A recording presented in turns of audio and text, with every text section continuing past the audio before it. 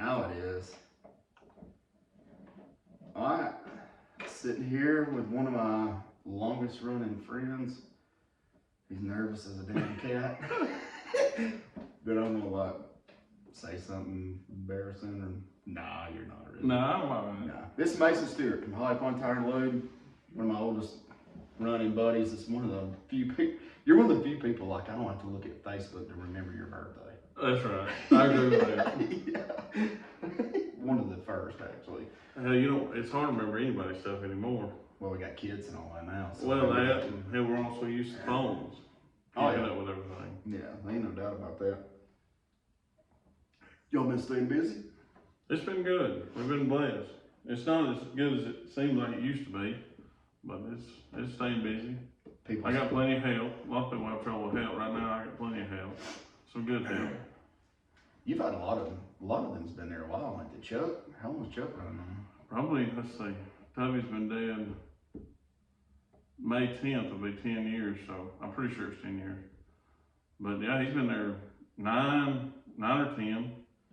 And then, but when you started that though, it was like you, Al. It was me, Tubby, and Al. Yeah, that was just y'all three. 2007. When'd you add on? You had it on over there. Yeah, we had it on in, let's see. Yeah. That's when you started doing the Billy Ray Taylor well, stuff. we was already doing, the Billy Ray Taylor stuff, and we he had so much for us to do, and that's the reason we had to add on. Yeah. And I think it was, I think it's 16 or 18. Yeah. It's our 17 right in there, I'm not sure. So you've been, let's see, how long's your parents been? Your parents are probably the longest running business owners to date in Holly Pond. They would have to be. I can't think of anybody else. I mean, the cafe and all that kind of stuff's been there, but I mean, they had different owners.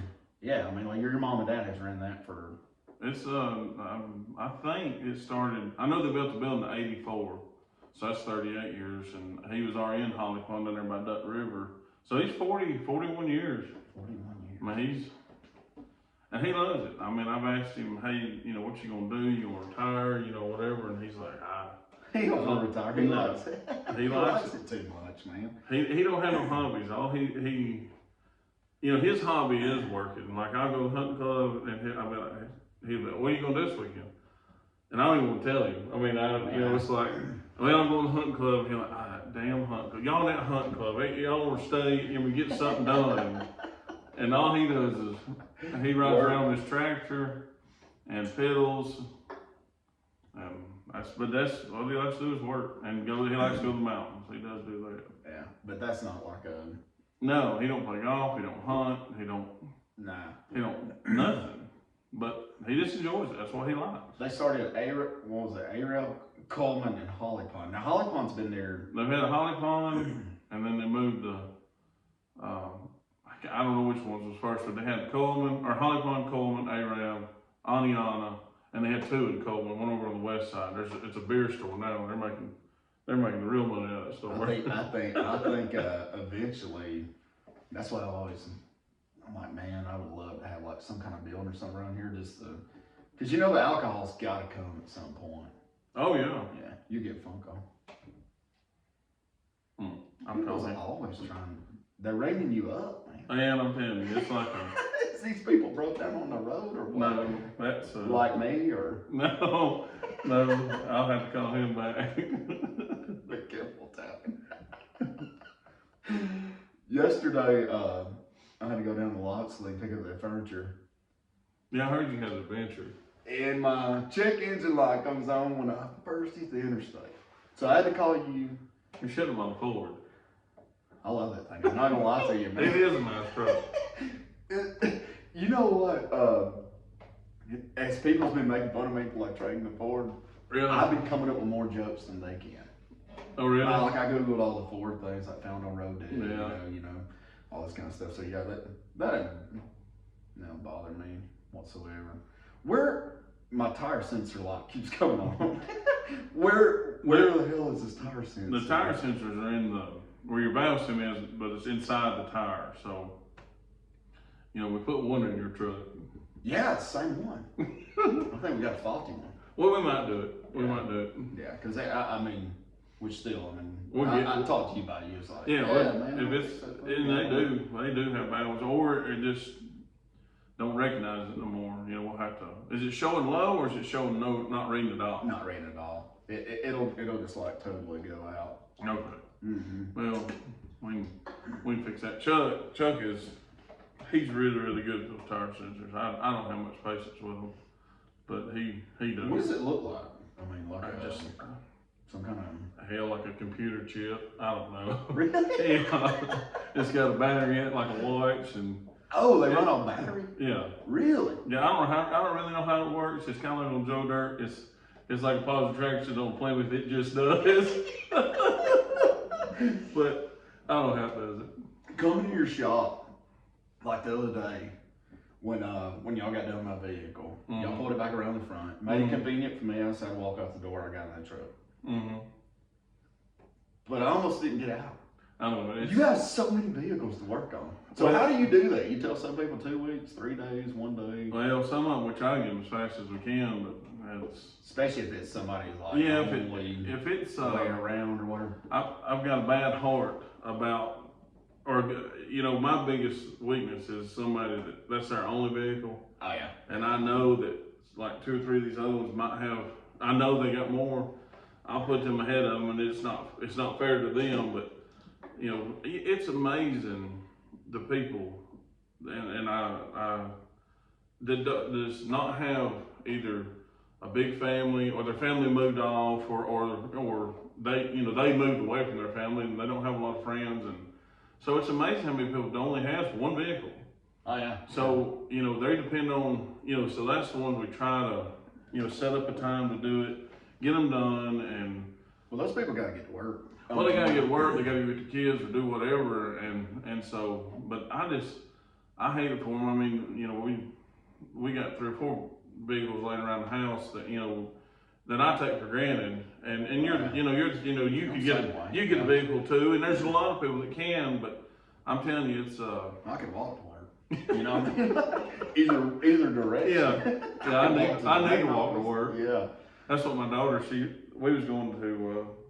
School this morning. She's like, "Can we just ride bicycles to school?" And I thought I would die if I had to ride bicycles to school. Oh my God! I gotta, and this is you're talking about now. See, I'll be 39, 2 weeks almost, 2 or 3 weeks, and I actually bought a bicycle back, or I didn't buy one. I won one at a fishing tournament. These badass like mountain bikes, got the shocks. Got the big tires. Oh yeah. So Nolan almost like double daring me to like take this thing off the steps, right? And so I come off the steps to the back porch. I'm like, hey, you know what? I'm gonna ride the end of the road. This has been 15 years ago. Oh, dude, it killed me. Even back then. Yeah, these couches this morning. I mean, like, yeah, I almost died. Talking about another daddy story and a bicycle. So he wanted to lose him a little weight. So he bought him one of them pedaling, a bike you put in the house. You just you just pedal on the technical. I know what you're talking about. Peloton. No, no, he didn't spend that kind of money. I mean, this is just like a Walmart special. This is like a craft. So I walk in the schoolhouse and he's sitting there pedaling and he's got this little table next to him where he's got empty beer cans, And I'm like, "What are you doing?" He said, "Yeah, I'm riding blunt cannon. I'm exercising." He said, and I said, "While drinking beer?" And he's just funny like it. He's like, he'll come in, "Well, I lost 3 pounds." I thought, well, what if you quit drinking beer while you're riding while you're riding the bike? But my dad bought a bike I don't know, I feel like it's been like 4 or 5 years ago. But he got on that thing, he was gonna get in shape, he was gonna ride it to the old Lee plant every day. He got bit by a dog the first day. Yeah, like I remember that. He got bit by a dog. It's just like maybe this is not for you. I'd love to come up and saw that dog biting him. Well, the funny thing was, I think it was like a little rat terrier or something. It wasn't even like a great dog. Wasn't even a cool dog. It wasn't a Rottweiler. Yeah. It was like, and I think he was telling me, he's like, "Damn, Beagle almost took me off the bike." That would be. I forgot about that. I remember that now. When me and my mom lived on Cemetery Road, one time I was riding my bike and go to the swimming pool. You know, you go the back way, and this German Shepherd basically, I got in a fight with this German Shepherd to get my bicycle back. I'm serious. I tried to take the bicycle from him. I will tell you. Was he gonna pedal it away from him? Well, what happened was, see, I was riding by this house, and I saw the German Shepherd coming, you know? Yeah. So, and I'm not a big, I mean, I love dogs and stuff, but I don't just go up pet people's dogs or anything like that. But this son of a gun, man, made like a beeline, and it stopped my bike dead in the tracks if I would have locked the front and back brakes at the same time. But thank God the owner came out and started yelling the dog's name, and the dog went back. Yeah, the dog would have took the bike from me. It would have pulled it up in the yard and chewed it up. Seemed like didn't. See, and that's why I don't like German Shepherds this day. Yeah, I mean, I guess I hate animals. Like, I like cows. I hate cats, dogs. You know, and everybody's like, why do you hate dogs? I mean, because they're a nuisance. I mean, you got to take care of them just like a kid. Yeah, they really are. Well, now I've got two girls. Well, I got Autumn and Todd and Sadie and Gracie, and of course Autumn and Todd they're this close to being out of the house in a way, but Sadie wanted a dog, and Gracie said she wanted a dog. What about the Great Danes? Your mom and dad don't have Great Danes? Yeah, they got them, oh. But they wanted their own dog, you know. So yeah, we'll get a Great Dane. Well, I didn't want to buy no dog because I mean I could see me carrying it to Blount County dropping it off if it, you know. But I mean I wouldn't really do that, you know. That opens another can of worms. Yeah. Another story in a minute I gotta tell. But so I just want a little Heinz 57 puppy. Just something that didn't even have a record of what it was. Just you know, they were the best ones. Oh yeah. And you can't kill them. Well, I get this dog. It pisses all in the floor every time you know when it comes in. And Sadie was absolutely terrified of it. And I had to just pretty much make her pet it. And now it's like, you know, I want it to sleep with me. I want to take a bath. I mean, can it go to school with me? So, and she's feeding it and giving it water. So she's kind of took a little responsibility on it. And so his name's Brownie. See, I got a Goldie. It's brown. I don't even know what it is. I mean, it's like literally, it looks like a Labrador, but it's got, I don't know what it is. Booch or something? What's some dog starts with a D? Doodle? No. Dalmatian? No. Doberman? No. I don't know what it is. Yeah. But anyway. See, that's what Goldie's the best dog ever. I think she's a duck tolling retrieving dog, is what it says. Yeah. They don't have no clue. Yeah, I didn't want to pay for a dog. Did you pay for that dog? I paid for that one. Well, I paid, like when you go to the shelter, you pay like $80. Yeah, I'm for that. Actually, I got on Coleman shelter out there and was actually trying to find one, but Blount County's got a lot more. Really? Yeah, I think so. They do. Valerie's daddy raises Australian Shepherds.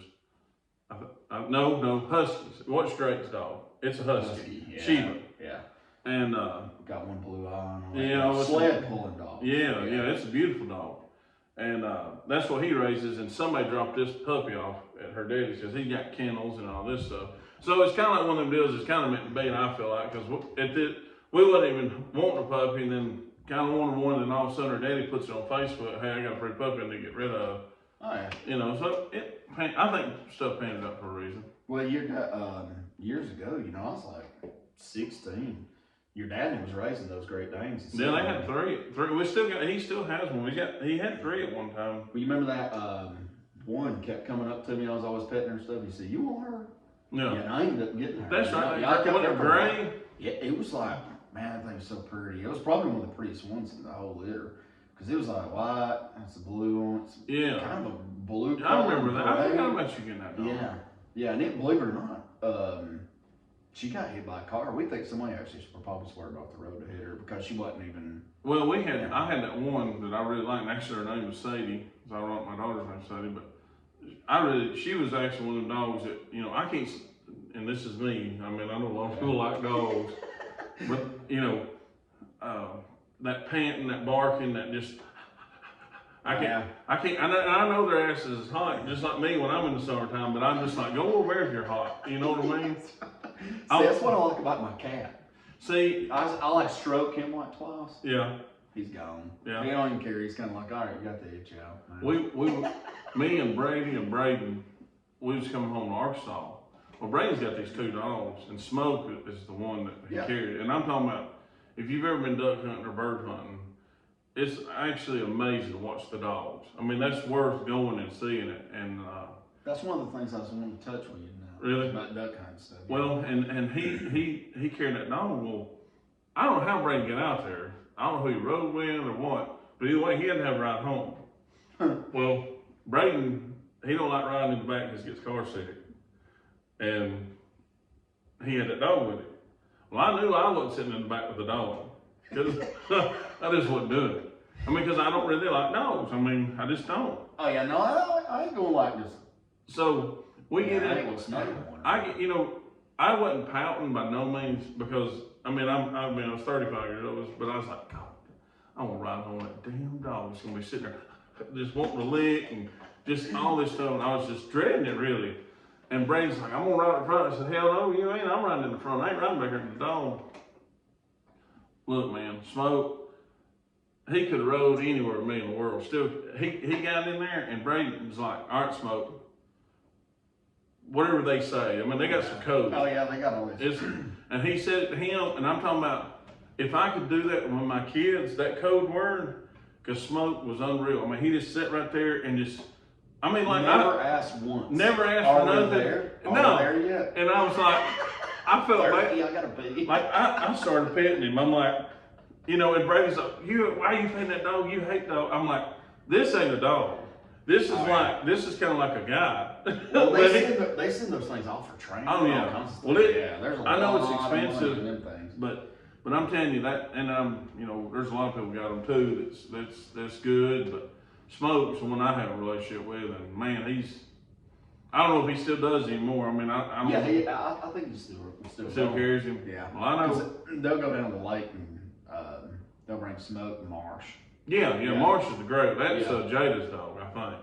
Yeah, Marsh. Maybe or maybe Landon's. I don't remember. It's one of them. I don't know. Landon. Do you you like to cook? Yes. Yeah. You look at me and do like to cook. Love. You like to cook. So today, somebody went on Facebook about had you down there cooking, by gosh. Yeah, that was at Tommy McCorders. Yeah. In the duck mine. He's got this. Have you ever been duck hunting? No, I hadn't. That's what I'm afraid to go because some of the stuff's addictive. Well, I know it is. I promise you ain't gonna get addicted to this. And let me tell you why. So we go, and the first time we go, and Todd, my stepson, I'm so glad that he got into hunting, wanted to do this hunting thing, because I think hunting's great for kids. I mean, it keeps them, something to do all the time, because you got turkey season, deer season, duck season. You always basically keep them. Yeah, you can always stay busy, and it's good to have. I mean, you always have friends that do it. Yeah. So I don't know nothing about duck hunting. I couldn't tell you if it was Todd and them be like, oh, that's teal, that's a green-head birdback. I don't know. I'm like, how do you know it's just that's a duck? A yellow-breasted lake loon. Yeah. So we get in this blind, and they pull us right up to it in this ranger, and we get in, and it's like we're sitting just like this, except we're down in this bank of a pond. You're kind of in a bunker almost, aren't you? Exactly what you are. Exactly. And the water's right here. I mean, like you can just look, your chin's right where pretty much where the water is. Can you fish? No, I mean it's just deep water. Oh, I mean they make swampland. Well, no, it spills, and then like Tommy and them flood, and that's what brings the ducks in. And they've got them decoys out there. I mean, it's an ordeal. Yeah. So we get in this deal, and I bet it's 20 foot long, and there's 13 of us in it. And it's 4:30 in the morning. I mean, it's cold, but Tommy's got heaters in there. I mean, Tommy McCord's got a sweet hunting deal. If anybody wants to go duck hunting out there, he's got a nice setup. Yeah. His lodge, everything about his deal is upper class. Tommy's all in about some duck hunting. Oh man. No doubt. Yeah. So we get down there, and it starts getting daybreak, and I see a grill, and then I see all this Spam behind me and eggs. Well, see, they just keep it out there because it's cold all the time. So Oh yeah, it's a refrigerator. Yeah. So I said something to Tommy. I said, Tommy, not cook that? And he said, why, yeah. And now Tommy, like, he's got, Tommy's, if you've ever been around Tommy, he's fun and loud. Tommy's but now good. when he's got his dog, he's all about hitting that call and watching. And he's like, y'all just talk, do what you want to do. And when I say, you're sitting in these corn things, you got these blinds, and he says drop them. By God, you drop them, you just you just go to look at the shoot, So do y'all even know who hits the duck? No, you don't know. I mean, everybody's like if one's flying and you shooting the first, it drops, and But when there's which I've never been when there's a bunch, but when there's a bunch, it's just everybody. If you got 3 shells, you empty every one of them. Oh yeah, I mean, it's. But is the meat any good? Only time I've ever ate it is Joe Black, Spooner's daddy. Yeah. Which is we'll have to. Yeah, we'll have to get into the who. We might even come up with the old Joseph Black, how he got his nickname Spooner. Well, you need to just have him on, let him. He won't come on, so it's gonna embarrass him. Yeah. Oh well. Anyway, right now he's listening, he's sweating. So anyways, Spooner, which is Joseph Black, as most everybody knows. Which I'm gonna tell you what, there's a lot of people who don't know his first name. No, yeah. I mean, like my dad and Drake and all them. I mean, Drake one time was at Kevin McMahon's, and Kevin's like, "Hey, you was hanging out with Joseph the other night," and Drake's like, "Okay." He's like, "Well, he said you was." He's like, "I don't know no Joseph," and like kind of got. He's like, "Y'all call him fork or butter knife or something?" He said, "Spooner." And he said, "Yeah, that's him." Yeah. So anyhow, Joe cooked some duck meat out there, and it was good. Is it greasy? The way he had done it, it was good, but I've heard it was greasy. Yeah. But I've heard like very little reward. There's only like a little bit of meat on there, right? Well, yeah. I mean, it's about like a chicken, I reckon. Yeah. I don't know. I mean, like I said, we ate Spam we ate Spam and egg sandwiches that morning, and I think Todd ate like 9 that morning. We got to the point where we just see how many he could eat. Shit. Oh yeah. Well, see, when me and you, what you doing? I'm bad about interrupting people. No, I'm okay. I can flow. I'm like weird. Right. I got ADHD and all this stuff. But when we went deer hunting last year, okay, you shot one. There was like 3 other deer got shot, and y'all just strung the deer up in the skin in the house. And if you don't know what that is, it's like a small kind of shed. But basically, they just kind of winch this deer up. They got to skin this thing or whatever. They were skinning this thing, and I'm not city by no means, I wouldn't think. But like, y'all were literally taking meat out of this deer that was still steaming. Like I could see the steam in there. And we ate it. Yeah, we ate it right there in the skinny shed. Yeah. So then I was starving to death.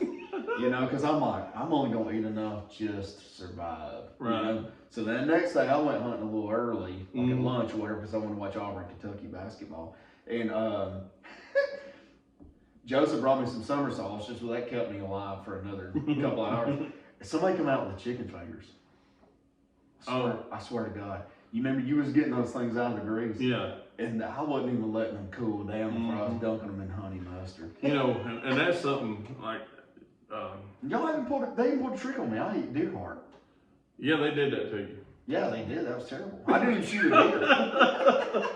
I mean, why do you? But that's like rubbing blood on somebody and they didn't even kill the buck. And Spooner, he does all the cleaning down there. He likes it. Yeah. Oh, he's good at it. He's I'm not no good at it. As a matter of fact, I would completely maul a deer if I tried to do it by myself. I would screw it up on purpose. I mean, I would probably be that guy, and I know this sounds awful. If I had to do it all by myself, because I don't really know what to do around the butthole and all that stuff. I mean, I've tried to get the Spooner to show me, but then there's always people around. It's never like just me and him be like, all right, look. Oh yeah, where somebody can teach you. Yeah, like, hey, you cut right here. So if he says, all right, Mason, you take your knife, you put it right here where you got some dingle ass in the back. No, you need to put it right here. And Spooner, And Spooner can clean a deer we tried it one time, it was like 15, 14 and a half minutes. I mean, it was quick. And I mean, and then I'm just talking, he just had it quartered up, tenderloins out, inner loins out in the refrigerator. And I mean, it's pretty impressive. What I do, if I kill one, I send him a text. And I say, will you clean my deer? Please help. And he'll always send back, you know I will, big guy. So I'll go boom. You know, I'll make sure he'll do it before I shoot it. And see, I should have dropped that one. Oh yeah. Yeah, I should have done it, but. Well, you know, and there's a lot of people that just love deer meat, and the way I always get it done is I carry it up to Weaver's, and I get them put into hamburgers and hot dogs, and What's a hot dog like? It's actually pretty good. To me, it's better than the hamburger, but and I keep using Spooner, but you know, he likes the hamburgers better than hot dogs, him and his family.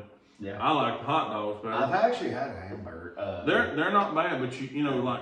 You gotta mix bread with it or something. No. It ain't got no fat in it, right? It don't have no fat in it. They'll put pork or beef fat in it. Because I know Elmer can only eat deer meat. He can't eat red meat. Really? He had Lyme's disease. Really? I didn't Maybe know he that. still has it at some point. Yeah.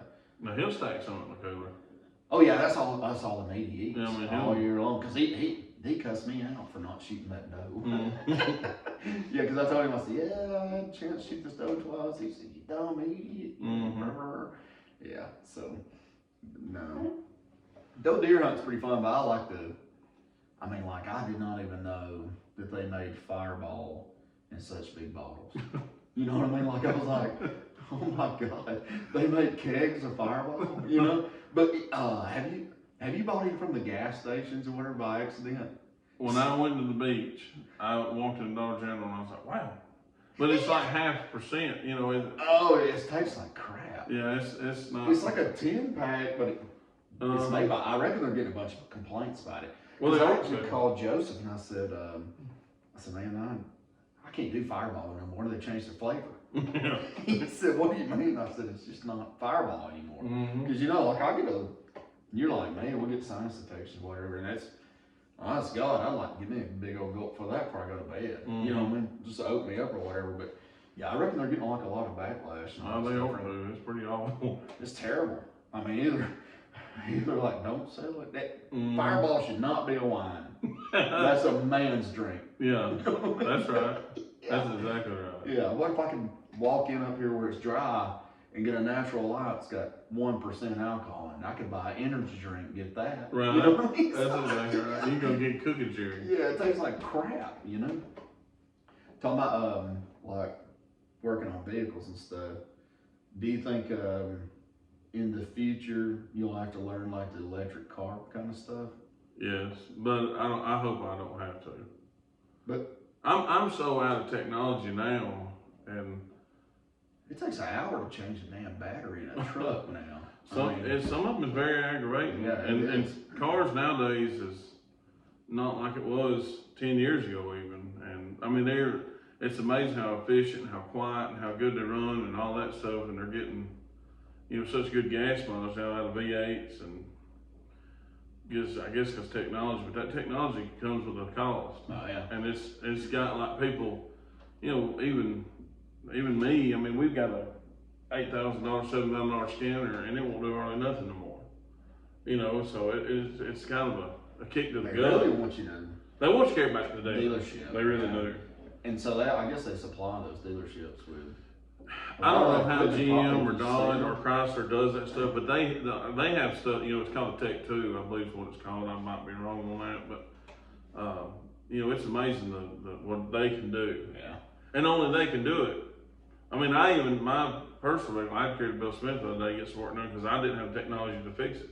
Right. I knew what it needed, I just didn't have the stuff to program it. That's what we get into. I mean, a lot of stuff, you know, you can look at a 30-minute YouTube video how to change it, but you ain't got the technology to program it to work. Right. So then you got to tow it out there, you know, and let them do that. That's another way for the government to just kind of say, hey, we can control this. You know, like I went up, you know, I bought that battery for that Z71 I had, just a 1500 truck. And I mean, you had to have like a 12-inch extension just to fit that, you know what I'm talking about, to undo that thing. Well, you know, and that those they said one still ain't too bad, but man, some of them now it's you open the hood and you're like, where's the battery at? Oh, I know my mother's Chrysler was like that. Yeah, you gotta take the fender out over there under the driver's Yeah, side. you gotta take fender. the driver's side tire out. Yes, and then were awful. That's the dumbest thing I ever heard of in my life. I know it. I know it. I mean, I don't understand it at all. Some of them you got to pull out the back seats and to do. And we had this lady come to the shop one time, and we was just doing an oil change, and her battery cables was nasty. So I was like, you know what? I got a little time. I'm gonna clean them battery cables up. So I took them off, cleaned them up. You know, it takes to do it right. You know, it takes 15 minutes to do it right. Then put the I cleaned it with the little acid stuff and brushed it and then cut it, made it where it had the new lid and stuck them back on, hit the switch, wouldn't crank. I'm like, what's the deal? And I thought, I mean, I knew it didn't have them backwards. I mean, because the cables weren't long enough, but I was like, got out, wouldn't crank. I had to tow her vehicle to Eckenrod. Now, she was cool. She was like she didn't come out like, what you do in my vehicle kind of person. She was cool. And it's like, I was trying to do a good deed. Yeah. So, I walk in and I said, ma'am, I said, I don't really know how to tell you this. I said, but I will clean your battery cables and that won't crank. And I called Eckenrod and they said they're going to have to redo it. Well, this had to be on a Friday evening. And they was like, we can't do it today. Oh, God. And I'm like, all weekend. Oh, man. Which, like I said, the customer was unreal cool. I mean, you know, and so it still cost me $170. And and if I wouldn't have touched it, it wouldn't hurt nothing. But I saw these, you know, you know how they get that corrosion all over them. Oh, yeah.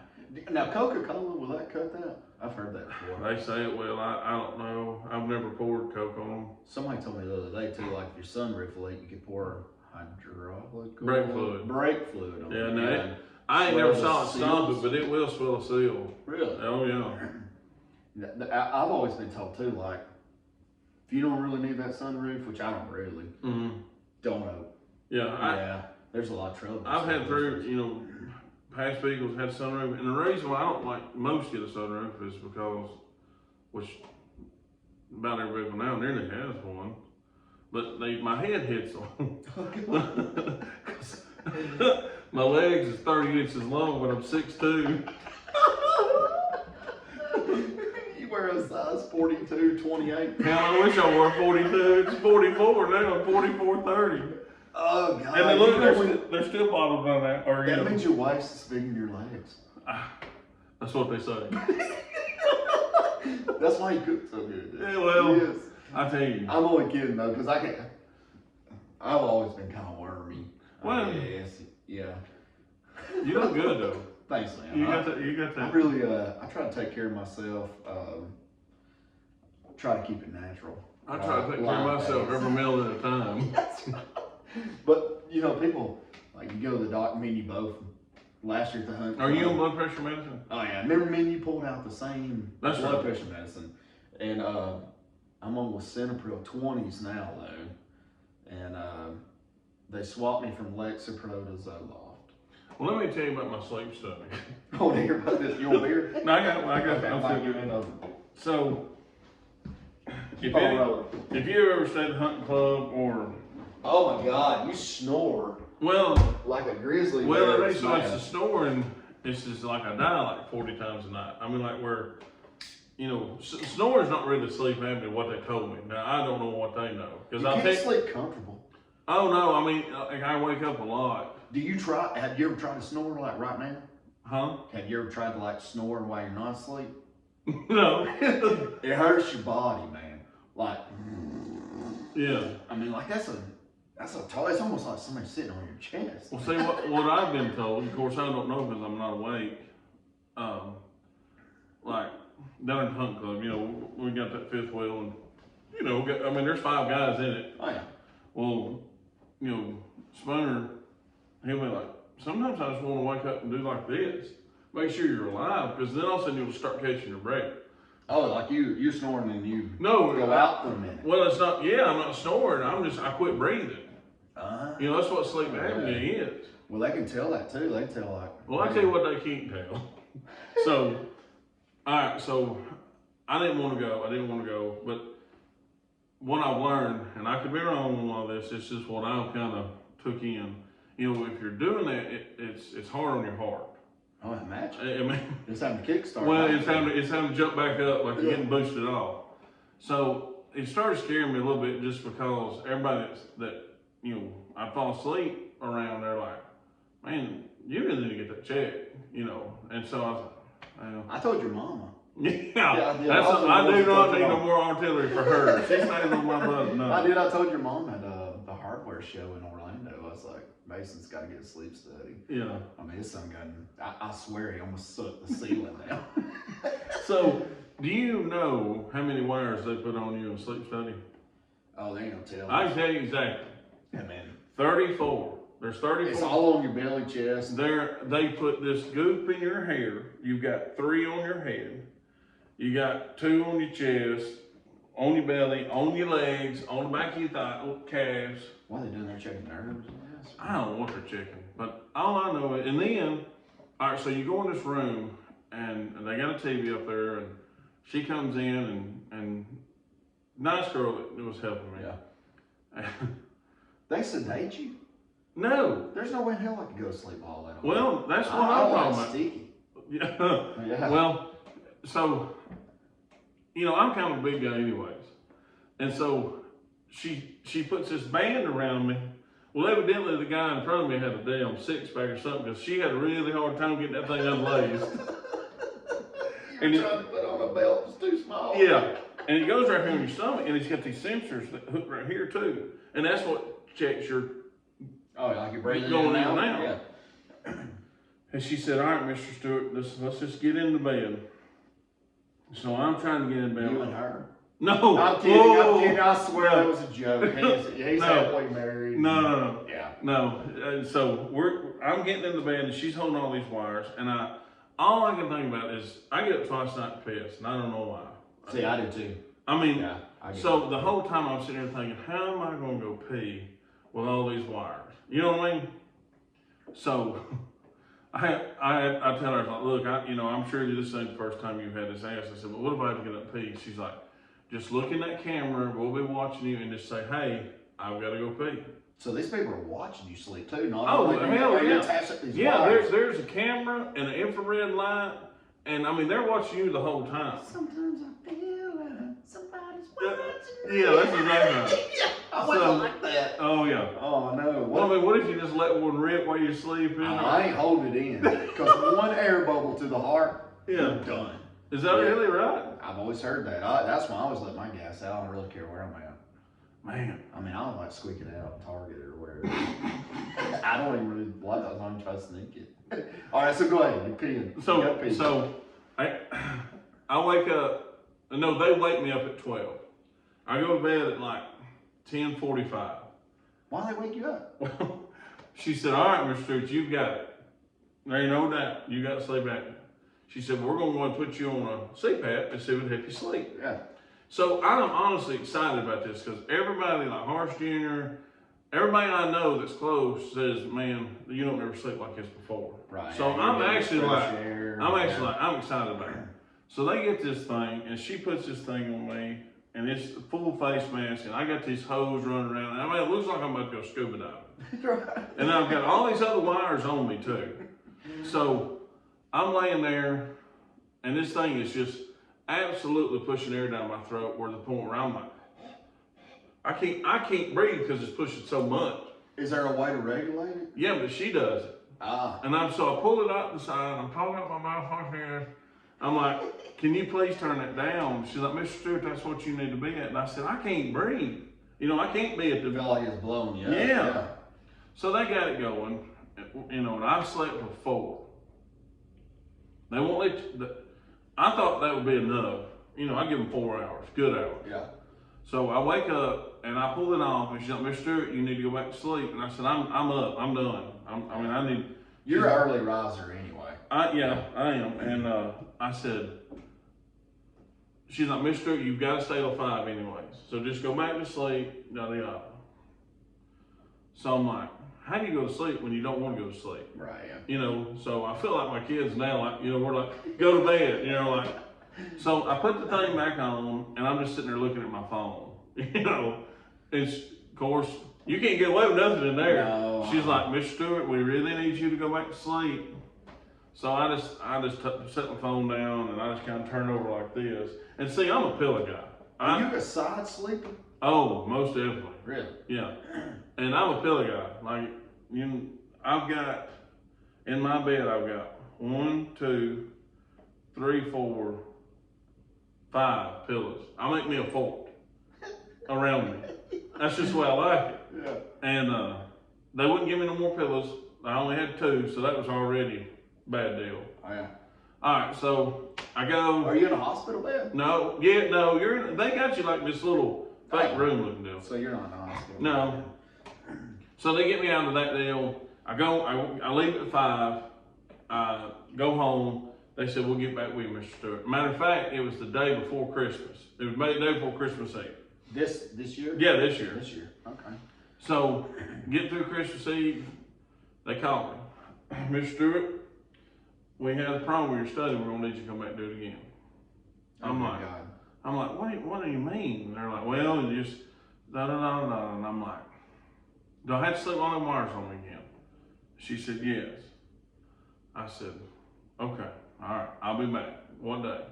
She told me, and I'm a little ill about it. I mean, cause it's miserable. I mean, it really I is. can imagine. I can sleep like that on the plane. So I go this time, and this time I go, and I've got some stuff in my system enough where I'm calm, and I get in there, and I'm ready to go to bed. Well, see, I like to drink a couple beers before I go. Right. Yeah. Well, that's what I know. I mean, I was this time I went like, you know, and it helped knowing what I was gonna have to do. Right. Yeah. You know, so I get there, different girl that put all the wires on me. This other lady was there. She was very nice. Puts them all on me, and they give me a different CPAP deal. And this one goes around your nose. Well, is it still full face? No, it's just in your nose. No, just in your mouth's like open. Oxygen almost. Yeah, but it's got so much air pressure, you can open your mouth and just go. You know, it's just the air's flowing through your nose. It's back feed. Yeah. And she's like, Mr. Stewart, if you don't keep your mouth shut, we're gonna have to put you in a chin strap. I'm like, I'm gonna look like a damn knuckle dragging Frankenstein lurch in this thing with a chin strap. I mean, I can just, you know what I mean? So I said, no ma'am, I'll keep my mouth shut. So I finally go to sleep, and I actually sleep pretty decent. So I'm thinking, all right, you know, so we get up, and this stuff they put in your hair to put that stuff on. I'm talking about. Is it like a? It's jelly-ish. Okay, well, it's like a TENS unit, kind of like some of those pads. You ever use the TENS unit? Yeah, that's what you get all over your body. Okay, yeah. Yeah, I mean, I've got hair where it ripped it all off. You know, where they, you know. You tell them to quit. I didn't have time to tell her nothing. I mean, she was pulling at me like she was plucking a chicken. I mean, just yanking. So I feel good about this one. I come home, everything's good. They call me back, I don't know, a week later. Mr. Stewart? I said, yes, ma'am. She said, this is so-and-so cold sleep study. And she said, I said, okay, yeah, what you got? She's like, well, we're gonna need you to come back and do another study. Oh my good God. I'd be like, am I gonna get there and there's gonna be hidden cameras coming out of the walls? Like, how much shit is this gonna take? I said, and I done told Valerie, my wife, I said, I am not going back. I ain't doing it. I ain't going back. I ain't doing it. Yeah, you did though. I didn't. Did you not? No. And I tell you what, I told that lady on the phone, because I didn't have my mind. If she said you got to come back, I was like, I ain't good. I ain't doing it. Yeah, so I said, well, ma'am, I said, I ain't coming back. And I was hoping she'd, oh no, I wasn't hoping. I would figure she'd say, well, no, Mr. Stewart, we're this close as that. And when I said, ma'am, I ain't coming back, she said, okay, have a good day, click. Really? Yes. Yes, it was. So you ain't got no machine or nothing? I ain't got nothing, but 2 nights that I slept up there. It was awful. I couldn't sleep with wires. See, I sleep in a recliner. Yeah, see, I've I've started that about 6 months because my back gets so out of whack. I've got to be like reclined, and I put a pillow up underneath my Well, you need to go see Dr. Lube. knees, and then I got one of those neck pillows. You know, Yeah. it's got the little sway in it. Or You ever whatever. saw Dr. Lewis? No. Man, he's a good one. I might have seen him, but I've never seen Well, him. he's out there by Daddy's store now. He's got What is he? It's Is he a chiropractor? yes. Is that where y'all got the IV thing? That was Tankersley. No. Where'd y'all get the IV thing? The IV fluid. Yeah, he done that. It was like a little test thing. He Was it good though? So, all right. So I know this is gonna be funny. So me and Spooner are gonna go out there and get it done before the member gets. Oh yeah, you gotta Yeah. Give me a lot of alcohol. Yeah. You A want lot of to hot, a lot of sun. Yeah, you a lot know. of sun. A lot of sun. So Dr. Lewis said, look, we're not started this yet, but we'd like to try some out. So y'all were guinea pigs. Yeah, I mean we was. They knew what they were doing. Oh yeah, they had I mean it was. It wasn't like the COVID vaccine. Where Oh, no. Like, let's just see who all dies. No. It was. I mean, they had a paid nurse there. So Spooner gets up there, and of course he's got muscular arms and everything, Oh, yeah. He's got in his veins popping out. She stuck him, boom, not a problem. Well, Todd went with us, and he wasn't even really going to get done. He just wanted to go out and eat afterwards.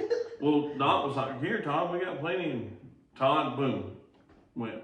So she comes over to me, and she's trying to find a vein, and she sticks me 3 or 4 times. Not hurting at all. She's doing a great job. Can't get a vein. Still hurts though. Well, it wasn't that bad. She was actually really good at it. Yeah. And they're like, "Why ain't you got any veins?" Well, evidently you're supposed to drink a lot of water before you do that. Oh. I didn't know that. Did you? No, I've never done it. Well, I mean, I've only heard about it. even like if you're going to get some deal like it done, Yeah. it helps them. Swell your. Well, like, you're dilutes your hydrated. veins or something. I was yeah. dehydrated evidently. Ah. Well, they tried and I never got it done. They couldn't get it. They couldn't. So you never get it? I never could get it because I was too dehydrated, which is my fault. Do you remember? This is funny. I told you before we started, I could write a bunch of stuff down, like to talk about. Do you remember? Did you write a book? No. I mean, I've I heard of it. If you I've did. got a book signing coming up at Hogjaw Community Center. What date will that be? Are you being serious here? 4th. February 4th, I'm gonna do a book sign out at Hogjaw Community Center. But you hadn't wrote a book. No, you bring your own book. And I'll sign it for you. You don't have to buy my book because there's not one. I mean, if you wanted me to jot something down like a notepad or something, I can. But And it's free, I'm guessing. I'm doing it for the community. For Hogjaw? Yeah, and they want me to do some stand-up comedy or whatever out at Joppa. Retard. No. They want me, yeah, I'm getting pretty big with this podcast deal. Don't spill it. Don't get it on the microphone. You better. About got it. They asked me when I bought these microphones, do you want insurance on these microphones? Because they said, this guy snuffed me out right about. Said, I just imagine like somebody's going to spew beer on one of them or something. Do you want to cover that? And I said, nah, I don't want to. I don't even want to. Yeah. But yeah, I've got a couple of upcoming events coming up. So big. But I will tell you this. This podcast, believe it or not, I got some people listening in Chicago, Florida. What's what you showed me? I mean, Yeah. it's District of Columbia. You If know- that guy would reach out to me, maybe just comment on one of my TikTok videos. Hey, I'm this guy that's listening from Right. Columbia. I'm listening. What do you picture him looking like? I picture him having glasses, long, like grungy hair, I'm thinking he bald. weighs about 260, Yeah, maybe. sweatpants. I'm thinking he's got a soccer jersey on. Yeah. Yeah, I'm thinking it's like some kind of soccer jersey. Buckeyes jersey. Did you say it's from Ohio? No, Columbia. I got some people. Oh, Columbia? Columbia, Oh. different country. Oh, Yeah. hell, not So your Columbia. voice will be heard all across the world, man. I'm worldwide. Talking about The Carolina wine mixer. and dude, I'm going straight to the top of this. Hey, what made you want to get into this? So many interesting people from Coleman. Yeah. People doing good things. You're the first business owner. Yeah. You could have got a better one, I bet. No, you're my, me and you, we didn't like each other in kindergarten. No, I remember your mom coming up here with a note, manner in hell. I think I might have lied about that. I think she might have come over for something else. Well, you were 5'10" in kindergarten. I mean, you were like, you wasn't, I would never say you were a bully. No. You were just kind of intimidating, I guess, and I didn't like that. I don't know why. I think it was me being a whiny ass, to be honest with you. Probably. That might have been. I think it probably was. I don't know. We were talking about, but we have been, man, like first grade, about to be 39. So you got to think all the way back to 6. Mm-hmm. 33 years I've known you. I know. Yeah, I know everything. And about you. it's crazy. It is. Hey, people say time flies by. God, it does. It really does. I mean, it's a blink of an eye. I saw Seth the other day, and his kid goes to Sunshine Preschool. Oh yeah.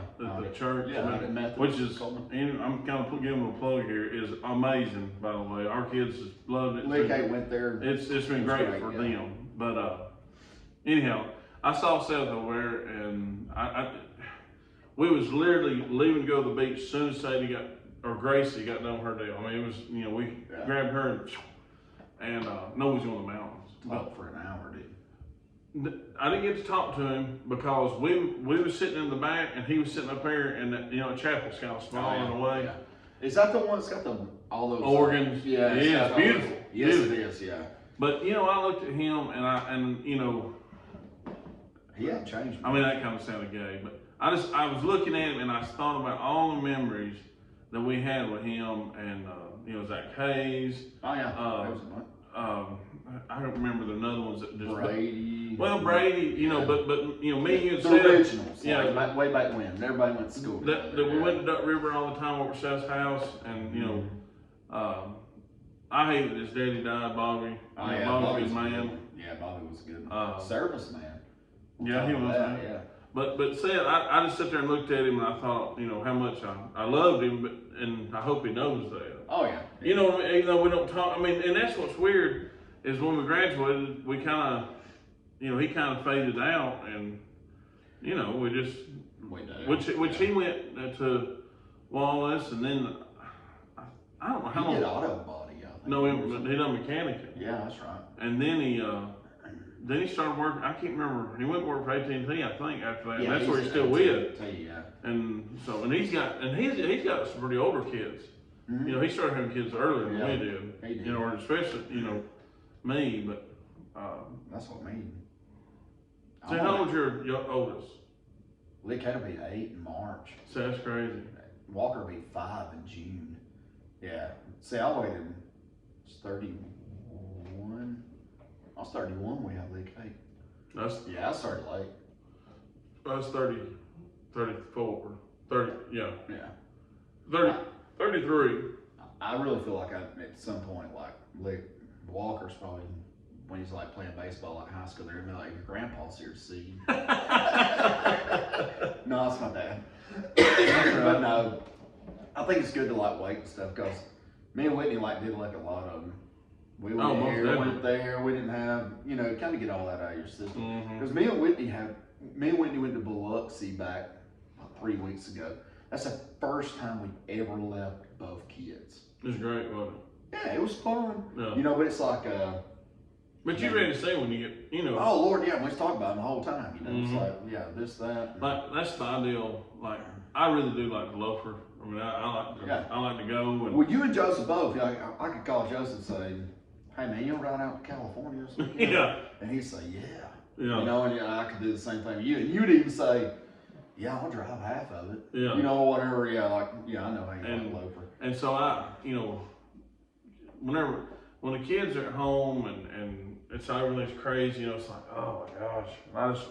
I'll go to the bedroom and get a shower and come back in, everything's kind of calm. Right. I don't know how women raise kids the way that as good as they do. A stay-at-home mom ought to get paid by the government at least $100,000 a year. I mean, At least because I have to get mine ready for school sometimes. Like Whitney's got, that's the reason why I had to reschedule you from Thursday night to Wednesday night. She's got payroll.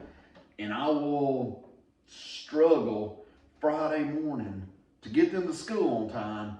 And Whitney will already have their clothes laid out, the lunchbox already packed. Man, I don't even know homework's already backpack. I don't even know where my girl's stuff is how spoiled I am. Valerie is unreal. And we got good women. Oh, yeah. Man, I'm telling you what, I'm absolutely spoiled, really. I mean, but it just shows how good, because we would get it, but I would lose my patience where a mom, they can just be like literally just hollering, doing this and that, and I'm like, is this not pissing you off like it is me? Oh, yeah. And she's like, what? I'm like, them. Oh, I just toned it out. I'm like, how do you tone it out? Last night, we were all sleeping, I sleep in a recliner. Mm-hmm.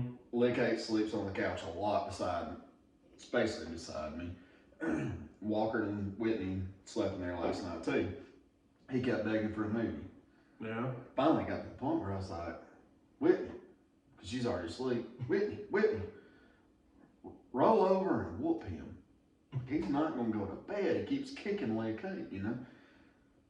That's what I deal with all the time. If you'll just give him a little bit, he'll go to sleep. Mm-hmm. You know what I mean? It's like, if I whip him, it's going to make it worse. Yeah. Yeah. I can't, I couldn't be a stay-at-home dad. I'll tell you that right now. My daughter, Lee Kate will go to school 4 days a week with no lunch money, no, you know what I mean? Like, Whitney makes her lunch. A lot of times, too, she'll like wake up in the morning, warm chili up, warm up her thermos, have all that stuff ready. You know what I mean? It's like, okay, I'm about waking up at 7:20, I'm gonna fix her hair, walk her and sleep to the end, you know? But yeah, women that stay home with kids. And I tell you another thing too, though. You know, we're sitting here talking about women that stay at home because that's what me and you have. But a woman that works Whitney works. Say Val. I mean, I say Val. Val's job is 3 times harder than mine. Mm-hmm. But she still got little ones at home. She still got we got a 5-year-old and a 3-year-old. We started back to work once Walker started in preschool. Yeah. So See, Grace only goes 2 days a week to preschool, so she's home 3. So see, Walker goes 5 days. Right. But now before Whitney didn't work. Yeah. But now Whitney. And that's our plan. As soon as Gracie gets into kindergarten, but she wants to get another. She likes doing screen print and stuff. Oh, well, she does the embroidery. She's got 2 machines, and I don't know how they work. They got one of them's got like 15 needles, and one of them's got 6. And I'm like, I walk in the garage, they're going. I want to make some merchandise for my. Well, she can do it. Yeah. I mean, that all she got to have is, I don't want them things to plug in right there. USB. Yeah, USB thing. It's got the PDF file on it. Well, Tristan Priest drew me a cartoon character of it. Yeah, I saw that. But, and then Junior Rhodes' daughters made like a different thing, and it's I'm gonna put it on. If she's got that, she can put it on any kind of fabric. Yeah. But yeah, this is kind of off the wall. You know how I think, man. I've always been like this ever since I was like a. I've always had like this stuff off the wall. All right. So I sleep in a recliner, right? You sleep in a bed, okay? We were having this conversation at work the other day, where I said, I really feel like you should get to go out and try out a casket. Like you get to sleep in these different caskets for like a week. A casket? Yeah, a casket. Because when I sleep, like, how do I want my hands? You always sleep with your hands. Yeah, it's like, how do I want my hands? You know? Yeah. It's like, you're going to be in that thing a long time. Like, I don't want to be uncomfortable. Do I want my feet crossed? Do I want my arms crossed? Do I want them? How the hell do you think of this? I don't know. It just comes up. But it was like, and they started laughing. They said, I've never really thought about it. But I'm like, that's the longest sleep you'll ever take. I want to be comfortable in there. Like, like, you're a bigger guy than me. You probably won't like the jumbo. You know what I mean? It's like, you don't want to be squeezing there like a sardine. You know what I mean? I ain't never thought about this. I don't even know what to say. I know. But like, it might be the awkwardest question I've ever had answered. Sometimes I'll wake up and my fingers are in a lot. Because I always sleep my hands on my stomach or chest at some point. But I do not move the entire night. I'm one of the weirdest people ever about however I fall asleep. I've actually fell asleep several times. My gosh, several times. Talking about getting up peeing. Mm-hmm. And I not have a shirt on, which now I'm getting older. I'm sleeping in shirts and like pants a lot of times, whatever. So I can't handle a shirt on me. Can you not? No. See, I just started doing that recently. Long sleeve. I don't sleep short sleeve because of the circulation on. But like when I interlock my fingers and I wake up, like sometimes I sleep like with my hands kind of, like I'm holding my own hand, and I'll wake up and my fingertips are like blue. You know what I mean? Yeah. But I don't want to do this little. Do you still dip? Oh yeah. Do you dip while you go to sleep? Like, No. I'm a teeth brusher. Well, I brush my teeth. That's the last thing I do before I go to bed. I think that too, but a lot of people, which I don't dip. I wish I could, but I throw up every time I do, so I can't. Well, see, you don't do anything. How did some of y'all? Like I'm vaping right now. Yeah. It's like I'm either vaping, dipping, or chewing sunflower seeds. Well, you piddle with a pen. I know you do that. You just pull down. I piddle with every damn thing, but I was around some guys that brushed their teeth and then put a dip in and went and lay down. I do that in the morning. And I'm like, how do you, like, they go to sleep with it in their mouth? I'm real big on teeth. Like, yeah. That's the last thing I do before I go to bed. I have to sleep with a mouthpiece because I grit my teeth. So, I can't stand that gritting teeth. They gave me this little trial kind of thing, and basically I had like shredded this mouthpiece on the right side. Right. And do you know your teeth's not supposed to touch unless you're eating or you swallow? Your teeth are touching right now. Well, now that you asked me, I don't know what they do. When they told me that. They're not. But how are you supposed to walk around with your mouth open all day? A lot of people do, and it pisses me off. I'm like, look at this knuckle dragger walking by. I'm like, close your mouth, dude.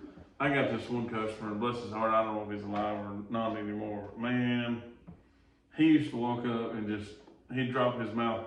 It seemed like it was all the way open. I'm like, what are you waiting on? Close your mouth. And so he'd pull in the oil bay and he'd open and just have his mouth wide open and he'd be driving like this. And I'm like, shut your mouth. See, little things like that bother me too. One time I rode with Adam, Tennessee. I was a kid. I was like 16. He was eating these sunflower seeds. He kept doing that. Oh man! Like sucking that salt off my sunflower seeds. And so once I let it known that bothered me. Oh, he poured it on. Oh, he did it worse. Yeah, it was like. I'm like, what are you sucking on over there, dude? I'm like, yeah. Stuff like it bothers me too. Yes. I know one thing that bothers you. We got to get in this subject too. Yeah. Dirty ass cars. Vehicles. Yeah. Y'all gotta move them just from the parking lot into the shop. Sometimes it looks like. I've got in some that's rats has been in it while I'm moving it, and it shows up rat poop and everything. But the worst one I ever done, and Tubby's still alive when this happened. This elderly woman, bless her heart, pulls up and I don't even know what she's there for. She had these, the dogs that their heads bounce on the dash. Oh, yeah, like bobblehead. Yeah, she had like 6 of them on her dash. And this is like an old LTD Ford, like an older big car. And I get in and drive it, and I knew it smelled like piss. And so Tubby he's guiding me in, and I get out, and my ass is wet. Oh, good God. And this woman is all in the chair. And I got out, and I was like, man, Tubby, my butt's wet. And of course, you could smell it, bless her heart. And I'm talking about You thought your butt was sweating though? No. Oh. I knew my butt wasn't sweating. I knew I sat in piss. So Tubby's like, man, you're just sitting piss. And I'm like, oh, man. So that lady pissed in it? Yes. Oh, good God Almighty. Bless her heart. Bless her soul. Oh, yeah. I imagine somebody's going to change our number. But I didn't want to be that guy that day. I mean, and I had it all over me. Did you go home and change? Yes. Oh, yeah. Yes. And I'll never forget, Toby, how much he laughed at me. And now, so we knew the car, and every time she come up with something else, and dogs would be sitting there shaking on her hood, and I would try to be like, trick a new employee into going and pulling it in. That's when you just hand them a newspaper and say, you might want to put that underneath your butt before you sit down. Yeah. Man, that's awful. And I had this guy one time at the shop. Bless his soul, too. Are these supposed to have older people? Yeah, this guy was probably in his 60s. Yeah, I'll take one. Okay. And so he's sitting there checking out, and he's writing a check, and he shits down his leg. I mean, lets it go, and it's dripping out his pants leg. And in your shop? In the office. Oh, good God. And y'all, when he walks out, it's just dripping all the way to his car and gets in his car. Never offered to clean up or anything? No, I don't know if he didn't know. I mean, but that's you had to know. Yeah. That is an awkward situation. Of course, I had to clean it up, and I don't know how it smelled so bad, but it smelled so bad. Taco Bell, baby. No, this is like Insure kind of stuff. I mean, it was like dude might just got off a feeding tube recently. No, maybe not like that. And what was so bad, the dude looked jammed up. I mean, like he looked like a cool older man. He had a chain and some watches and rings. I mean, he looked like he was, Yeah. I mean, but man, he was writing a check and it just running out of his leg.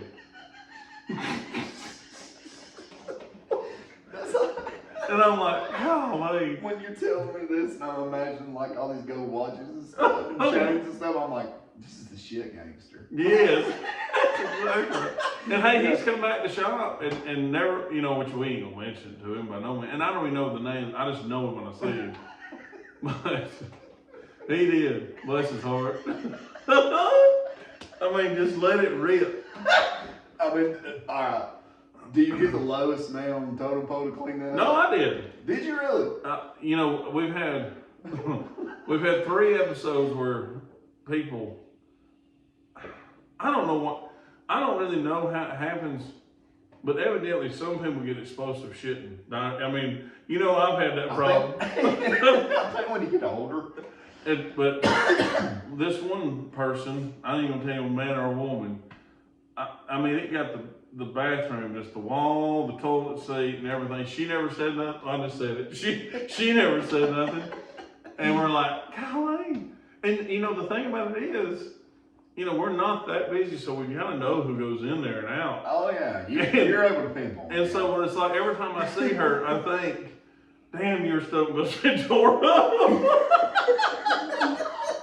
You might want to lay out the nacho grande from Taco Bell. But I can't say that. I've had some bad experiences like that too. So I can't. You had you don't have to tell. You had the Porta John experience that time. That I think everybody already knows that anyway. There's a bunch of people know. That was funny as hell. You had to wipe with your favorite boxers. Your Lucky brand, right? I think there was Lucky brand. They was back when I was in like a 38 britches. Yeah, that was a bad deal. All right, so we was talking about different things. That had Spooner involved in that deal. Oh yeah, he was guarding the. No, he wasn't guarding shit. He left me alone, and when I walked out, he was hunched over. You want me to tell him? If you're comfortable with this on a podcast, everybody in the world's gonna do. It don't matter. It ain't gonna matter. My God, you're married, you got kids, you're happy. So it ain't like you're trying to pick up a chick off this. No. So we go to the Crawfish Bowl. I don't even know what year it was. Schaefer Ice. Down in Birmingham. You had like 20 Snoop Dogg was down there and everything. Well, me and Spooner finally make our way up to the stage, and I've got this pain. I'm like, oh no. Man, those hitting. Oh man, it's like this is the worst situation ever. So I'm like, the Porta Johns seemed like 40 acres that way, away from us. Yeah. And it's packed, it's hot. I've been there several times. And I didn't want to go alone. You know, there's like 20 porta johns for everybody. All 10,000 people this thing. So I'm like, Spooner, walk over with me. I gotta use the bathroom. He's like, man, we just come from there. You know, I'm like, dude, just walk with me. Just, you know. This is important. Yeah. So we're walking, and he's like, what do you got? I mean, you just got. I'm like, no, I gotta go number 2. He's like, oh man. You know, he started feeling bad for me. He's like, do you really? I'm like, I wouldn't make this up. Let's go. So we finally get there to the porta john, and we're standing in line, and I'm talking about I am dying. There's 10,000 people, 20,000. I gotta go. So I get it, and I've done mentally prepared myself for this nastiest deal in the world. Yeah. And I mean, I've been prepared, like, I'm just gonna hit it, I'm just gonna get it, go, you know. Well, I go in that porta john, and it is completely like I thought it was gonna be, but there was no toilet paper. And I'm like, I can't do this without that. Yeah, I can't stand in line again. So I come out, and Spooner comes out. And he's like, you're already out? I'm like, there wasn't no toilet paper. So he just jerks the door open right there and looks in that one. There wasn't none in that one. So we get in another line together. Or he gets in line, I get in line. And if that didn't happen, he was going to let me. Oh, yeah, I get in front of him. So we both get in there, no toilet paper. Still nasty porta potties, no toilet paper. And I am talking about, I'm dying. Like, I'm looking under big truck trailers trying to find a place just to go. Go hunker down. So, Spooner's Spooner's aggravating me, and you know, just pouring the cola to me. I'm like, man, this ain't funny. This is, you know. So we walk over his hill, and there's like 30 porta potties, and there ain't nobody around. And I'm like, oh man, God is finally helping me out. Look, we go to every one of them. Every one of them, empty, no toilet paper. And I'm like, all right. That ought to be against the law. So I look over there, and there's a handicap porta potty. Now, if you ever saw a handicap porta potty, they're about the size of double, you know, for a handicap, you know. Like and I'm like, you know, I know this ain't right, but I'm going. This is. So we go, and I open it up, no toilet paper. But this thing's clean, there ain't nothing. And I'm like, all right, so if you've ever walked in cowboy boots, in the summer, you know you need socks on. You don't want to wear barefoot. No, I can't go barefoot. So I wasn't going to take a sock off and use a sock. So I told Spooner, I said, all right, look, dude, you stand by the door and don't, you know, you just kind of guard the door. Was the door not locking or just? Yeah, it was locking, but I just. But you didn't want people like. Yeah, I just need to feel safe. Like, he needs to act like he's standing. Yeah. Yeah. He's like, all right, man, just hurry up, you know.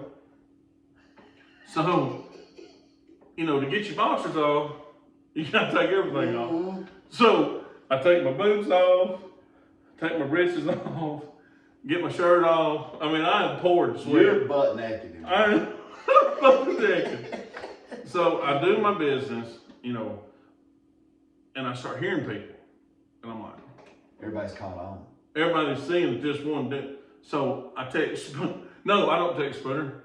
He texted me and said, you better hurry, you're getting a line. Ain't it like that though? Yeah. So I've got this door locked, you know, or I think I do.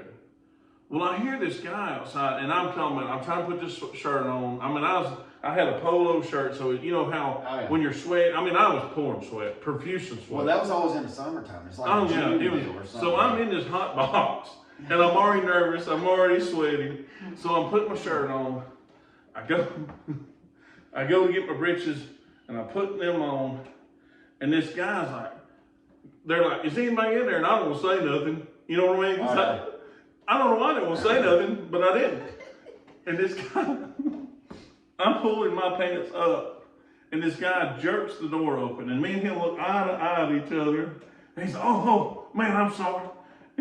Shuts the door, and I'll never forget this in my life. He shuts the door, and he said, damn, that man had the shit. He took his boots off to do it.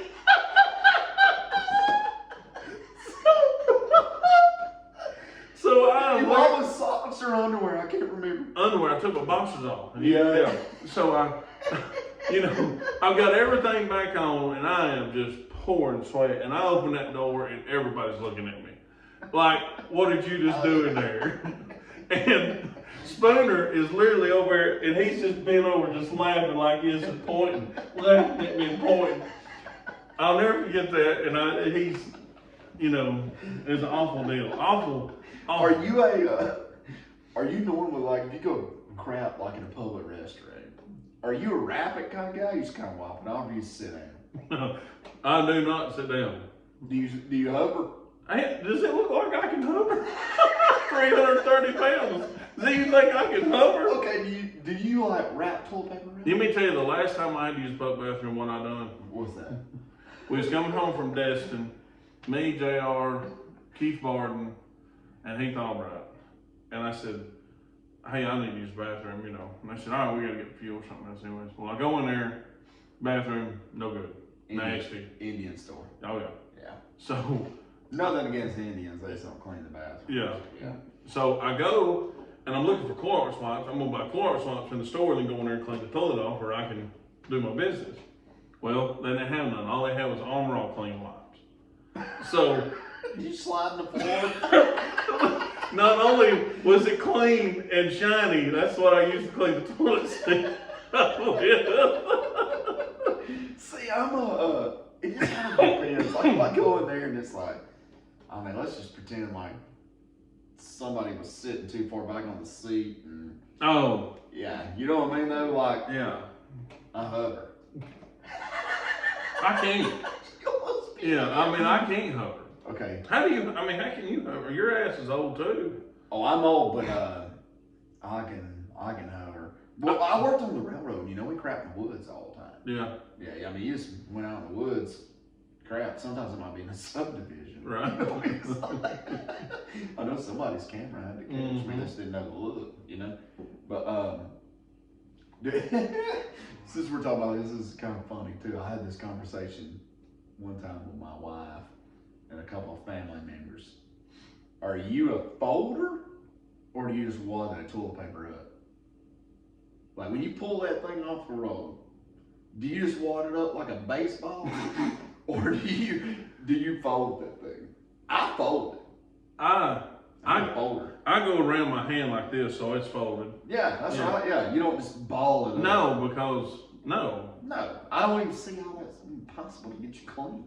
No, and see which now. I'm a do-wipe guy.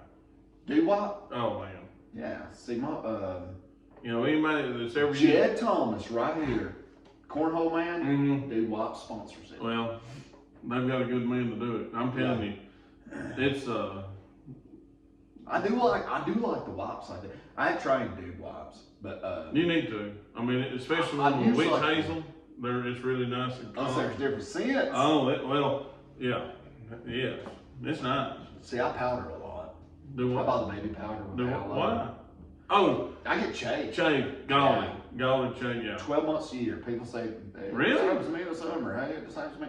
Yeah, I get shaved. You ever use cornstarch? I've heard about it, but I don't know. But I like the scented stuff. The Gold Bond medicated. Well, we just started buying plain old baby powder with aloe. I like Gold Bond medicated. It's cool. Yeah, I use that I've used that before. Yeah, it really Well, is. It's like somebody just put your balls in ice. And they're like blowing on them, like really. You know what I wish, there's no It's easy like way to put it on either. I do toilet paper. Oh, hell, I ain't never thought about that. I'm that guy that's standing there just go, Oh, yeah, no. and all the boys at the shop get it too, and you walk in the bathroom and the floor is covered in white powder because everybody just got golden. I fold the toilet paper up. I put some on toilet paper. I kind of get it around my front area, the boys and everything, and I throw that one away. And then I get my rear end. I just kind of act like I'm a wipe one time, front to back, and that's what I've always done. And as soon as you do that too, it's an instant relief. It feels like you've been baptized. I've come out of the bathroom, my hands up before, just been like, whoo! Yeah, it's like a 2 o'clock life changing. Oh yeah, it is. It's nice. All right, we was talking about. I was just kind of thinking random stuff, but you've always reminded me of John Daly. You have barefoot golfing. Yeah. Miller Lights. Yeah. Yeah, you always remind me of John Daly. But if somebody's gonna actually make a movie about you, who would you want the main character to be that played you? I think if I was someone gonna make a movie after me, I would at least want that actor to look like Brad Pitt because I feel,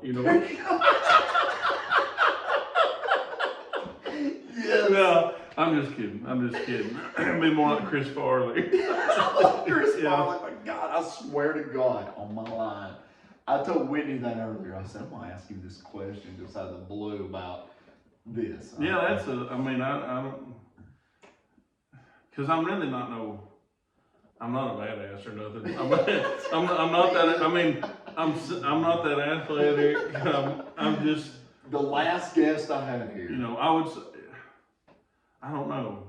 The last guest I had here would punch your chin, put it somewhere around your forehead. Oh, yeah. You know? Oh, I know it. One of the most respected, nicest. I could have probably tried to start a fight with him however I could have, and he would have done it. And that's what separates, that's what he's like, that's what makes a good martial artist. It's like, you got a lot of these punks walking around, fighting everybody, whatever. He's like, no, I want to fight somebody that's really good. Yeah. I want somebody to show up at 16-0. Right. He's one of the people's choice, too. That's amazing. That's good for Orange too. Yeah, Christian Michaels, right from Coleman. That's what, with you, you're the first business owner.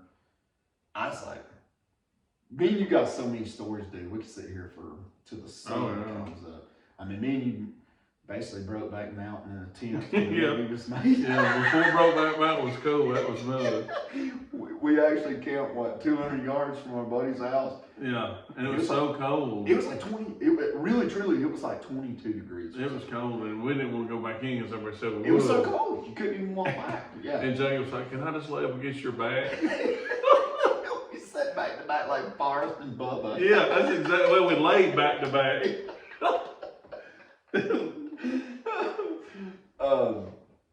But that was, we over just talking about that's that. part of why we're here, able to sit here tonight. Yeah, we'd have died. We wouldn't cut out for that. Yeah. I thought a buddy of mine at work was coming out today. Mm-hmm. I thought a buddy of mine at work was coming out of the closet. Showing that he was gay? Yeah, I thought he was.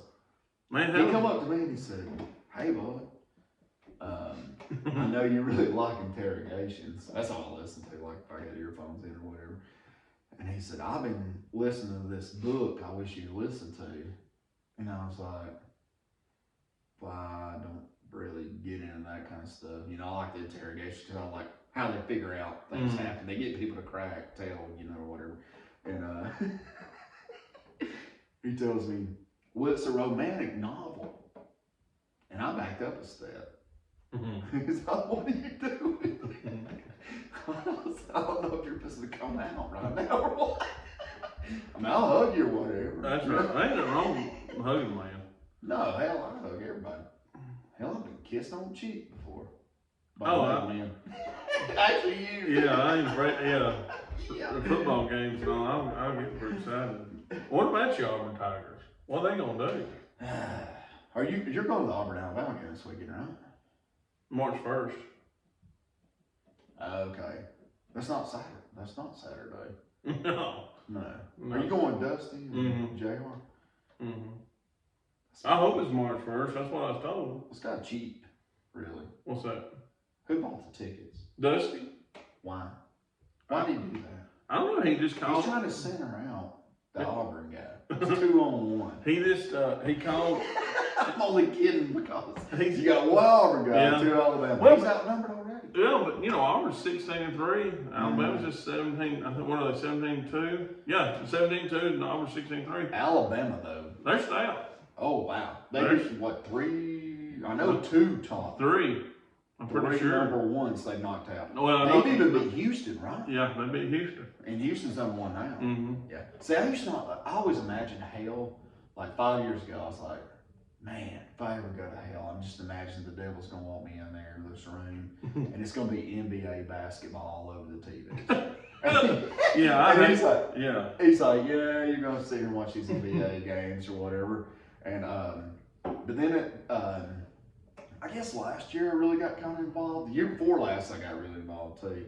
But I Basketball. never was a basketball guy, but I love it now. I think I might like it better than I do college football, to be honest with you. Really? Yeah. I don't know. Me and Whitney most of the time watch them together. Yeah. Jerry come by, he'll watch. But I don't know. I like that you can be down by 14. Next thing you know, you're up by 1. Oh yeah. Yeah, I guess You're it's never sad. really out of it. No, you're not. You're never out of it. But then the March Madness, all that kind of stuff, and when it comes down, it's probably the same way with you. That's when whenever the doctor told me when I got my vasectomy done, do it during March Madness, which I really like basketball that much then.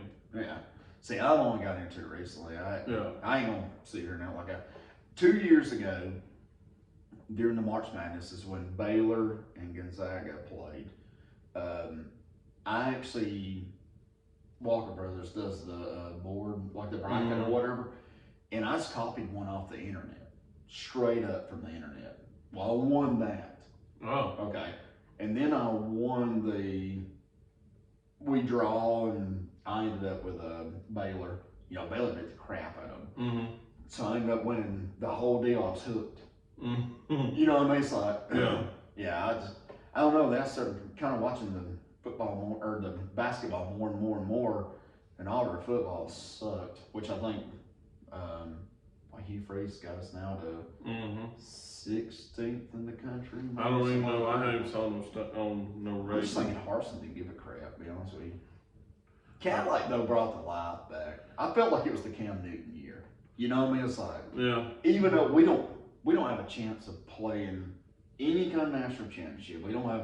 We barely could squeak into a bowl game. They're gonna have to. But he brought the love back. You know what I mean? Oh, It's yeah. like, hey, we're Auburn, by God.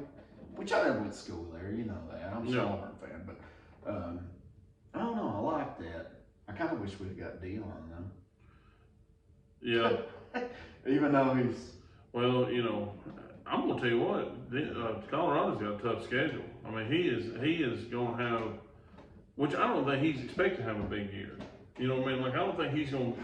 He had 200. He had over 200 people to contact him in 48 hours or so of him getting that Colorado job, wanting to go to Colorado. I mean, he's going to be able to go. Just think about it. What if you had him at Cadillac? They could go in all these small city. I mean, they could go to Memphis. They could go wherever. And they could recruit.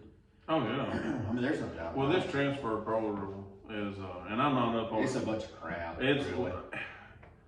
I don't like it because to me, it's kind of like, all right, well, they didn't let me play. They didn't let me catch for 8 classes. You know, in 2 games, I'm out of here. You know, I don't think that's. I think if you're in that portal, You have to stay. well, no, you can stay or you can leave, but you've got to pay the school back your scholarship. If you There's no reason why they. you know, there ought to be some sort of course. You know, the thing about it is, you got one leaving, you got one coming. I mean, so you're getting them just like you got them leaving too. So it's Right, yeah. you know, you can't, you know, you can't. I feel like it's real bad with quarterbacks. I'm That's at the worst of it, I think. Well, yeah, because you know, you get a recruit in there, and they're like, "Hell, I know I can't be him." Oh, yeah. Yeah. See, that's what Auburn too. Like last couple of years, Ashford's okay, but I mean, we really lacked at like offense, big time. Which Well- our basketball team's not. Bruce Pearl did say he thought this team was better than last year's. Maybe when they're clicking on all 4 cylinders, but truthfully, that team last year had a chance to win everything. They didn't. Auburn ain't just been clicking, Right. like they have been, which I love. I wish Alabama got Bruce Pearl a long time ago. I like Bruce. I think he's I brought do. a lot of spirit back. Oh, he is. That's what he is, and that's how he's recruiting. And You take Walter Kessler, and then you had Jamar. No, yeah, sorry, Jamar. Whichever one was the other one that was 6 foot. You had a 6'10" player. You had a 7'1" player. Okay, you're 6 foot what? 2? 2. Probably. Okay, so by the time you reach your arm up, yeah. you're probably at 8.5 feet. Probably. What's that like shooting for them? Oh, I mean, it would be almost like shooting at a goal. they were eye level. They ought to raise the goals up. Yeah. I mean, you know, you think about it, You take a 7'1" guy, okay? you got 6 foot, and they say what your tip to tip arms would be set, whatever you are height wise, but you got to take out for your chest. But I mean, half of your chest. Their wingspan is amazing. Oh yeah, I mean, know, like your reach. This guy would be like me playing on a 6 foot goal. I mean, oh no, it's amazing how you know. And my thing is to be so tall and lanky and to be so athletic. Oh yeah. You know, a lot of them can move. You know, like a 5'8" running back. You know, 5'10" running back. I mean, it's amazing how athletic they are. Them basketball players, man, they're amazing, dude. But I can't stand the NBA. I don't like anything pro. Well, I like pro football. And I know, you know, and that's what's so funny. That, you know, whenever the guy from Buffalo, Hamlin, got hurt, you know, ESPN prayed about it. You know, online, like the guy's like, you know what, I'm just gonna take his home, and I don't care if I get in trouble. I'm gonna pray for this man. Yeah. You know, and then Denver Broncos and I can't remember the other team. That was like kind of the first game after it all happened. They stopped. They went to the middle of the field. They both knelt down. That was you talking about that guy that got he stood up and fell out. Yeah. He pretty much died. He brought back the they did. It brought it back. It's like so, and I'm thinking, and of course I saw this on media or whatever. You know, when Tim Tebow was doing all that, everybody was like, "Oh no, you can't. You know, you Bible thumper. You whatever." That's that we're gonna kneel with the flag. Yeah, and I'm thinking, you know, if I was Tim Tebow, I'd be like, you know, I was, and I'm still doing it, and I was doing it then. Yeah. I wasn't playing. I mean, this is who I am. This is my faith, and you know, y'all now, this is okay. But when I was doing it, y'all was like wanting to kick me off the NFL, bashing the crap. And calling him a virgin and all this, you know, just bashing him, and which, you know, I just, it's amazing how, I don't know what the word would be. Well, it'd be like this: the country we live in right now, where you got everybody kind of feuding. If you're not a Democrat, we don't like you. If you're a Republican, we don't like you. If you're black, you know, I'm not going. And I'm not saying I don't want to get into this thing because I love black people, I love white people, brown people, yellow people. By God, you come up, you're albino, I love you. You know, I judge every person. But like if a September 11th happened right now, it'd be like that guy that stood up on the football field and he fell out. Like everybody reunited. Oh yeah. It's like here we are, we're back. You know, it's like the NFL might have frowned on Tim Tebow doing this. This guy has almost died. Where Tim Tebow was probably praying for protection of everybody before the game started. Yeah. When he scored a touchdown, he was like, "Thank you, God. You know, let's just keep everybody safe. Let's keep playing." Yeah, that's exactly right. And it sucks that you have to have something like that happen for everybody to say, "Hey, you know what? Yeah, the only thing you can do is pray." Yeah. You know, I mean, nobody's got doctors are gonna put their hands on this guy to get him back. You know, whatever. I mean, it's like really, the only thing we can do is pray because, well, the good Lord's the only one that's going to take control of this. That's right. You know, it's like, and maybe that's why that boy had that problem. You know, you know, the good Lord might have used him. It might have used him as a tool to, you know, because he was on TV the other day, and you know, he was up in a box, and the first thing he done was made that heart symbol with his hand, you know, and maybe he used him as a tool to, you know, kind of bring the world to, hey, it's okay to pray. Right. You know, it's not a problem. To each their own, but you know, I don't know that, like, I don't really know how to word this, but like if you had 7 Muslims playing on the football team and you had 35 Christians and everybody went to pray on their own, there would be nothing. If these guys drug out rugs and brought them out in the middle of the field, we'd be like, I know they're praying for this guy to get better. You know what I mean? Where that's right. In the everyday world, it's kind of like if they just went out there and done that before the game, everybody'd say, I can't believe them idiots out there on them rugs praying. You know, it's like, Well, it's you know, like to each their own. whoever you they know? want to pray to is, you know, Right, whatever and they they're believe probably in. praying for the same thing. Yeah, you know, that's it's like, yeah, I don't understand all that kind of stuff. It's with it, like the NFL stuff, they really burnt me on like kneeling. That deal for the flag deal, and a lot of people don't, and including myself. So I'm sitting here Saying I'm done. well, you know, that people don't really realize how important that flag is, or it was, yeah. and I wish I wish I knew more about it to preach on it, but it's, you know, and that's a big deal, and now they put the flags out there, and they you know, it's just, it takes something big. and I don't understand how you do that. How do you I've never not once woke up in the morning and was like, you know, I don't like my job. I ain't getting paid enough. I hate America. Yeah. You know what I mean? It's like, yeah, I never once woke up to that. Yeah. America, I mean, like, this country's great. I mean, we're blessed. We're blessed beyond belief. I mean, just doing this deal right here. Oh, yeah. I mean, if we were in a different country, I mean, we can podcast. I say whatever I want to. I say so-and-so's a goober. Yeah. You know, or whatever. I mean, we got the freedom of speech. But, like, you got to think, like, especially when you have daughters. Some of these countries, they could take your daughter and marry them at 11. Yeah. You couldn't have any control over it. If you did, they'd kill you. Yeah. I mean, people better really it's wake amazing. up and realize, hey, where we're at is a really great place. Let's keep it that way.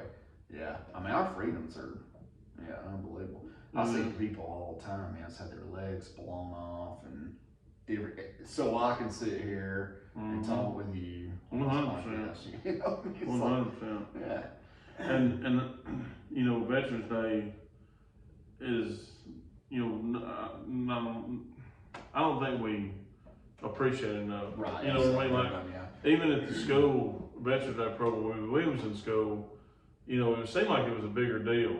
Yeah, the grandparents. And which I shouldn't say that. I hadn't been there to see it. No, you're not. I know what you're saying. But you know, I remember my grandpa would come. They'd have breakfast for them, and coffee, and you know, they would all walk across the stage, no matter how long it took, saying, "Hey, you know, whatever their ranking was, and who they was for, and or who they, and you know, I don't think they cook them breakfast no more, and I don't think they let them walk across." We see. Remember, back when me and you was in school, the grandparents walk across, and they'd be like, "Homer Gibbs, World War II." Yeah. You know.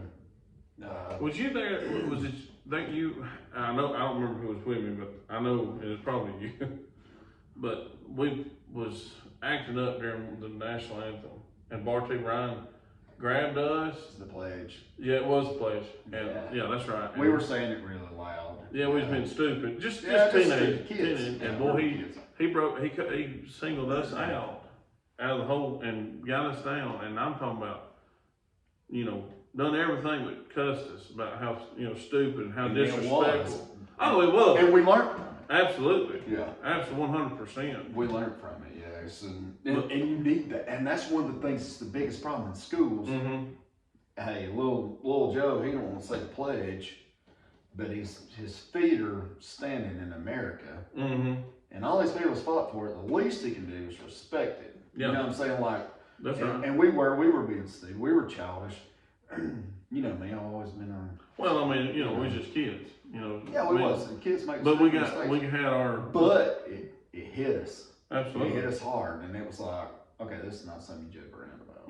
That's right. I think we were probably like 14 or 15 when that happened. If we was even that old. It probably wasn't that old. Yeah. We was old enough to be on the high school side of the gym. Yeah, that's right. Yeah, I remember that. Yeah, doing the pledge. We started early. That was one of the things that got us. We were doing it really loud, yeah. So, Stewie? Yeah, buddy. I'm glad you came on. Hey, I enjoyed it a I lot. Did too. I mean, I did too. I was nervous as hell, but it's everybody is. But everybody, as soon as I stop the button, everybody's like, "Hey, man, I really would like to come back." It's fun. I'm telling you, man, you got so many stories to tell. Oh yeah. We could sit here till 5 o'clock in the morning and not even get a quarter of them told. What would be fun if you had about 6 or 8 bikes, had Nolan, Brady, Spooner. I can do that. I can arrange it. Well, see, I can set these mics up. Mm-hmm. We could they'll actually do all three people as long as it's in the middle of them. Really? Yeah. We Man, might do that. We might do a little something like that. it'd probably be no kids watching, I'll listening have to to that. definitely put that on explicit if Brady's gonna be on there. He's so funny. Yeah, he's a nut. But alright, so maybe the next time Mason comes on, we're gonna tell y'all about how Joseph got his nickname as Spooner. Yeah. We spared you this time, buddy. And nobody wants to hear about you spooning with another man and getting caught. That's right. Yeah, we're just gonna leave it at that. Alright, good night, folks. Hope you enjoy.